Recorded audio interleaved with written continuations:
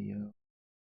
Today we'll be doing another Capsouls drawing, and you know um no spinning this time, just quickly looking through catalog here, see what we got.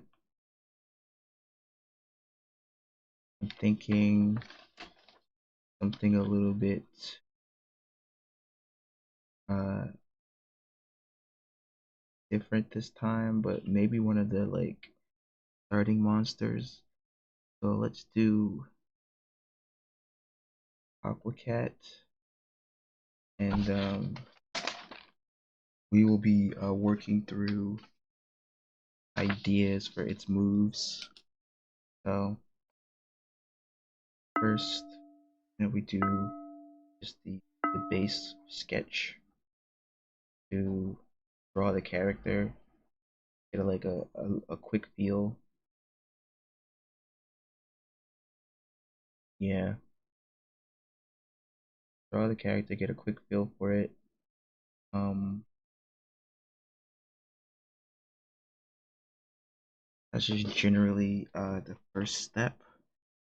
As for other steps, then we do the moves. Sorry.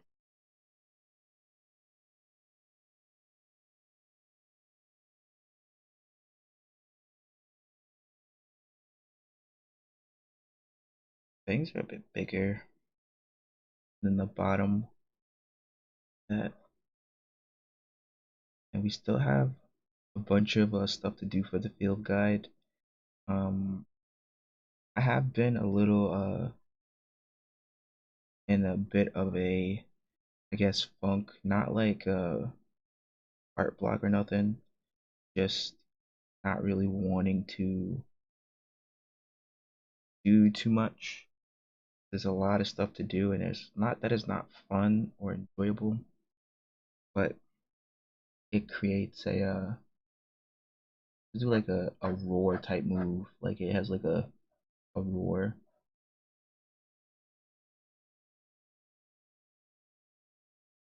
And also not like burnout either. Like not burnout, it's not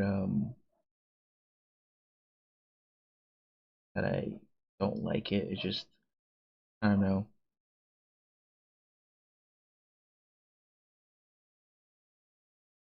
Just don't want to much. Want to take it easy.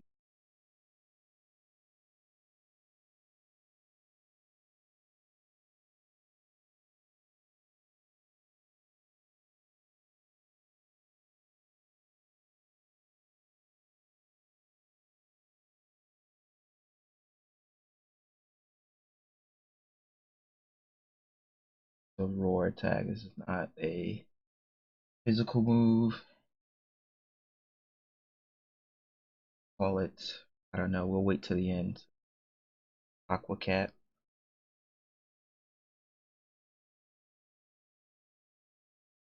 Another move. Be like a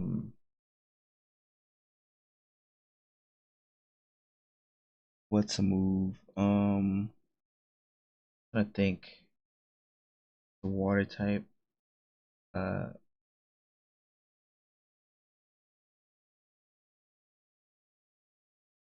I'm drawing a blank. Water, I guess. Water claw. Like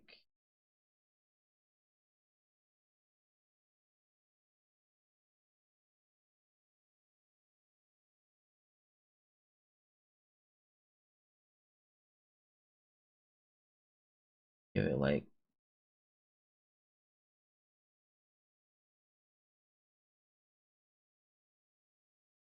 I was gonna do that, but I think it's better this way. Maybe it's not though. I don't know.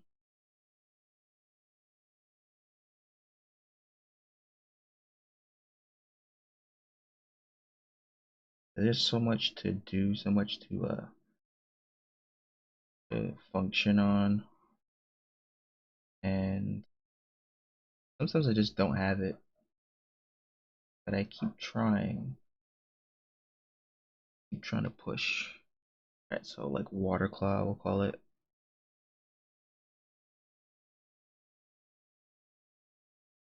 And then we have another move, because how many moves I'm supposed to give it? Like I think 4 or something. Let's do um splish. I don't know what that even be. So splish is like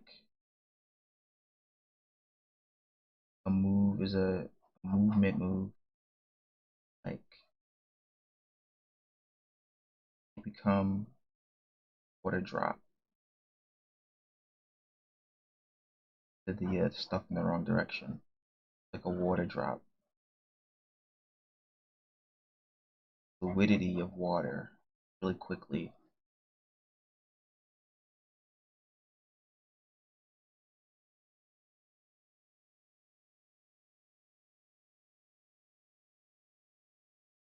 That's pretty good.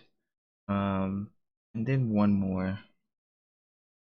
Let's do um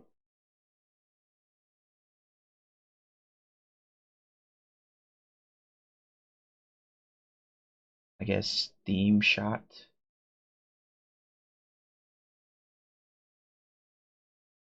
So steam shot is like gonna be like a tour. So you get the shapes where they're like, building it in, which I don't really like the way that I started that. They're building it in. Let's do like in my mind, I'm trying to envision like how Patamon looks or Boom Bubble, but I messed up. And then the other one is like another metric of where they like are doing the same like side profile, but it's like scalding hot water coming out of their mouth. Steam shot.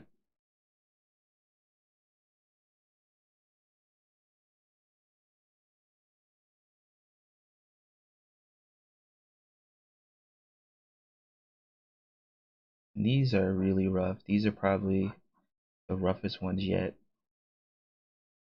When it's like it's building it up. Steam shot. And essentially, this one is um big noise.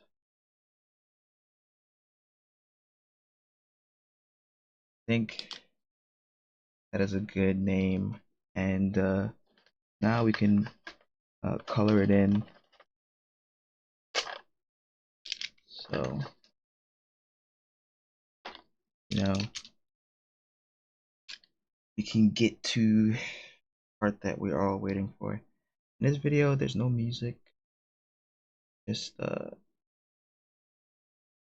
just us. But I should have put some music on because I'm not talking very much. So it's just blue. I'm not gonna do nothing really too fancy for it, but this is another capsule. Again, Aquacat, or sometimes Aquat, sometimes, not always. Forgot to sharpen these color pencils from last time. I have been watching these corpse flowers bloom on YouTube on like a live stream, and they both have bloomed as of this video, or yeah, bloomed, and like they're like I guess I don't know, like it's not called dying, but like the leaf like wilts and then they close up and then they'll reopen again in like a few years or something like that. But it was really cool to see them, at least on a live stream. I would like to see one in person one day, but yeah, it's pretty cool. It's pretty fun to watch them grow stuff. So, or like I guess bloom. Um, Outside of that, I have been seeing some other things. Obviously, I watch like a lot of like compilations of like commercials and stuff, and more recently, I found one of like sci-fi things and things that I've never seen before. So that is really cool. Um, I've gotten to witness new anthology series that I've never seen. Like there are episodes of the other Twilight Zone that I haven't seen, not the '90s one, but the one before that, and not the um original, but the other one. And some of those episodes are pretty cool. Some of them episodes are really interesting. I think that I gave the original Twilight Zone too much credit because when I rewatched the entire thing more recently, it wasn't like every episode is not good, and a lot of the good episodes are like either early on or later on. Like all the ones that I like at least, they're never like it's never like, oh, these are like season one is perfect, season two is perfect. It's like, all right, there's like 3 episodes here, and then there's like 10 episodes there, and you just don't know what it is that you're gonna get from these episodes. But so far, what I've been seeing of the newer Twilight Zone, not the newest one and not the '90s one, but um, it looks all right. Like it's okay. You know, the Invisible episode is pretty good. The episode with the demon guy and all of that stuff, that was pretty cool. Um, I don't know if that Honey episode is Twilight Zone or something else. There was something else I seen that was new too that I've never seen before, Night Visions with Henry Rollins or whatever. That show is pretty cool. I like the ideas that happen in that show, like the premise. I love anthology shows, but you know, there's just one, there is one anthology. I guess there's two that I don't like, but the main one, just because everybody knows it, is Black Mirror. I cannot stand Black Mirror. I find Black Mirror to be the most annoying anthology series ever invented, and mainly because like they have too much time, so they don't know how to write a cohesive story, and it makes it so that the story always becomes like this like secondary marsh of garbage. Like every single time, they do not fail with it. They do not miss when it comes to slinging actual trash. And I know there's people out there who like it and think like, oh, this is so crazy. This was like, it's like, yeah, you're like those. It's like the people that like don't play a certain game and then they play it and they can't see the problems with it because they don't play that game. So they just think that it's great. But when you go back to like their main game and if anything changes with that, they'll be like, why did they do that? They ruined my game. Da, da, da, da, da, da, da, da, da. It's like it's kind of like the same thing. Like if you just like, you know, like I don't know, if you just like watch like not even watching something, but like witnessing something be meandering the whole time, then you will enjoy it. Like you'll think that it was like good. You think that it was like a good thing that you just watched. In reality, it was just like not very good, not very interesting. It's just like kind of meh. You know, like a lot of the Black Mirror episodes have good starts, good premise, and then they always end up just squandering it in the last 30 minutes because they have too much time and they don't know what to do. And then some episodes just don't make no sense. Like that, like you know, I don't want to spoil it too much, I guess, but a lot of certain episodes just don't make no sense, and that is what I will say. You know, they start off good and then they just end badly each time, and people revere it because it's like Netflix garbage culture. It's like one day if like Netflix were to get like I don't know like vanquished, you know, like doomed to the hellscape that it created, people would be like people are gonna be nostalgic for Netflix, bro, because they're already gonna be nostalgic for Blockbuster, and you know, in my opinion, you can't be nostalgic for Blockbuster because if you don't know anything, right? You don't know nothing. But correctly, what you're nostalgic for when it comes to Blockbuster is not Blockbuster. You were nostalgic for maybe, I don't know, you had like a cat that was still alive or a relative or maybe a pet or another pet or something or friends or maybe, you know, things was just, easier for you back then. Sure, like a lot of the world might have been easier depending on who you were. A lot of the world might have been easier for you back then. Things might have been a little bit better, but it that's not Blockbuster. That is a symptom of, reality and things that was happening at the time. That's not Blockbuster. Blockbuster had no control over your life being better or more carefree or easier at a certain point in your life, and I think that people conflate those two things together and create this like infinite idea of like I miss that. It's like, how can you miss the fleece company, the company that literally, like, argumentative, like, not even argumentatively, I believe it is, this is a fact. If you go and look into it, Blockbuster is the reason why Netflix exists. Netflix and Blockbuster had like a partnership or something, and blah, blah, blah, yada, yada, yada. You can go look it up. I don't really know where else to send you, but, don't forget to like, comment, and subscribe. But you could go and look it up and see that Blockbuster and Netflix have a checkered history together. They have a woven past because they were partners at one point, in which, I believe, if I'm not mistaken, uh, you used to be able to return Netflix videos at Blockbuster, and then Netflix just overtook them somehow. I don't remember the entire details of all of that, but like that's just the way that it was, man. That's what happened. But originally, they did try to squash them, and then they tried to work with them. So it's like, you're nostalgic for your own demise. Like I just don't understand it. I keep running into this symptom in society where there are people who are nostalgic for their own destruction, and it's like I don't understand how that's possible. Like I don't understand how were you sympathetic to self annihilation. Like it just doesn't make any sense to me. But I'm sure there's some sort of deep psychological link there that I'm just not making because I don't know what it is. And I think that is just really sad because you could have um you could have almost anything that you want and you'll never have anything that you want because your desires for nothing. You want nothing. Like when you want nothing and you crave the past, you are disregarding the gifts that the future can give you.